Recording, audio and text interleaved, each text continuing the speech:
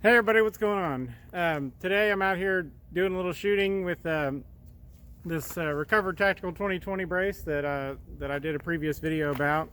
Um, Today, you might recognize if you watch my 357 SIG video. This is my Glock 32, and I recently, well, after I got the brace, I got on the pre-order list for the top rail, which they call the UR20, which is just a polymer. It's a polymer rail that gives you an ability to mount an optic on guns that don't have optics on the slides. And this Glock 32 obviously does not have, is not milled for a dot. So I threw this little Bushnell TRS 25 on here just to check it out and see if I liked it.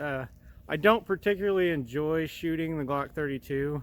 The comp makes it a little better, but it's such a snappy gun. It's not easy to shoot well. It's pretty similar to shooting a 40, which I don't really enjoy shooting. So I thought I'd try it out in this brace. It seemed like the perfect home for it, because this is such a peppy little high velocity round, that it might be a perfect fit for this brace, especially for a truck gun or something like that. I even thought I might at some point spin the comp off, use my silencer on it, and maybe even take it deer hunting, depending on how this worked out. I had some reservations when I bought the mount, or when I got the mount in, because as I said, it's polymer, and it's got some pretty good flex in it. I mean, it's not the most sturdy thing ever. You can wiggle it around quite a bit. Having said that, really the important direction is front and back, in which case it's fairly stable. Like, I don't see recoil making this thing bounce much, and if it does, it's obviously going to recover in time for that next shot. And shooting out here today, it proved to not be an issue. I don't notice that there's any accuracy difference between this dot mounted on the brace and a slide mounted dot.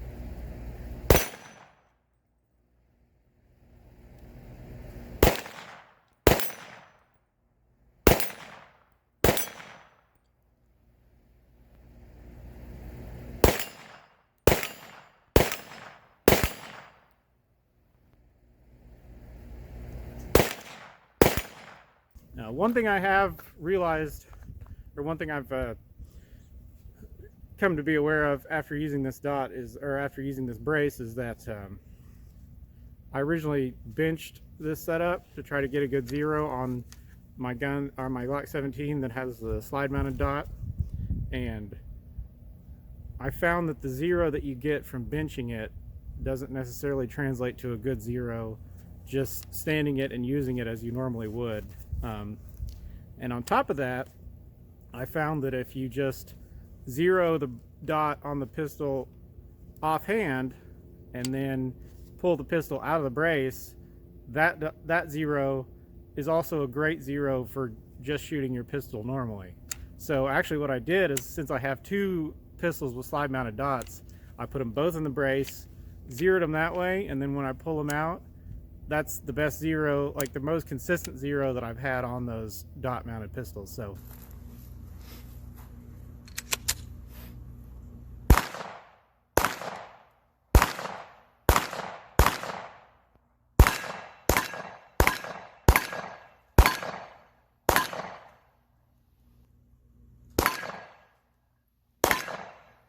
that's something I will do. If I get, another Glock and put a dot on it, I'm going to throw it in this brace to zero it.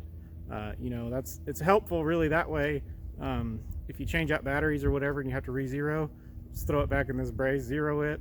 It's a good stable platform, and you can have a great way to put a good reliable 0 on it.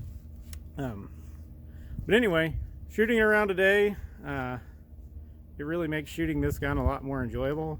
I have some malfunctions. If you watch my last video with this gun, I have those malfunctions. It didn't seem as bad today, honestly, but for just a plinking around gun, which is basically what this has been relegated to, I like it. I've got I also made a video on my 22 conversion kit for Glock, and I'm gonna go ahead and throw that on this frame at some point and shoot it with the dot.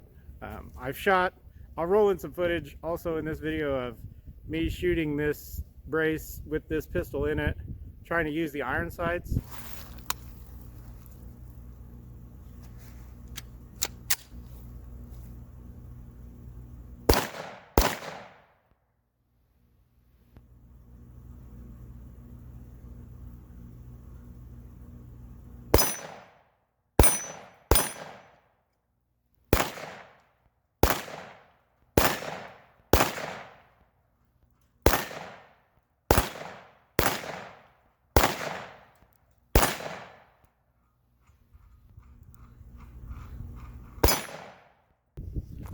It's doable, but it's not ideal. I wouldn't put a gun in here that didn't have a dot or this top rail. This is best set up for a red dot, either slide mounted or over here on the rail. I wouldn't even entertain the idea for iron sights. To me, you have to squeeze your head down so far to even see the iron sights, and then they're too close to your eye to get a good precise picture anyway.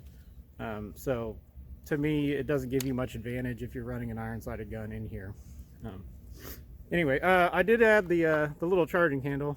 Since this doesn't have the frame or the slide-mounted dot, you need a way to charge it.